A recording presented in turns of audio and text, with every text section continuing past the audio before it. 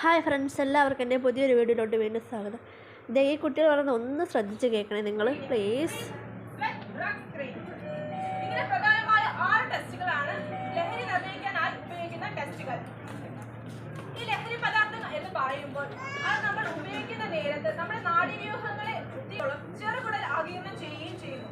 ശേഷമുള്ള ഏകദേശം വരുന്ന 5% ഈ ലഹരി പദാർത്ഥങ്ങൾ നമ്മുടെ വിസർജ്യ അവയവങ്ങളായ ശ്വാസകോശം, കിഡ്നി, അതേപോലെ തന്നെ സ്കിൻ തുടങ്ങിയവയിലൂടെ പുറത്തള്ളുന്നു.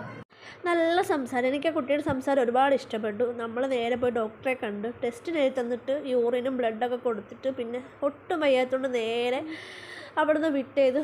നേരെ ചെന്നിട്ട് മീൻ കടയിൽ പോയി മീനുണ്ടോ നോക്കിയപ്പം അവിടെ ഇല്ലായിരുന്നു. പിന്നെ HSൻ്റെ ഫ്രണ്ടായിട്ട് കുറേ നേരം സംസാരിച്ചുകൊണ്ട് നിന്നിട്ട് പിന്നെ തീരെ വയ്യാനുണ്ട്. പിന്നെ അവിടുന്ന് ബൈ പറഞ്ഞ് നമ്മൾ നേരെ വീട്ടിലോട്ട് പോവാണ്.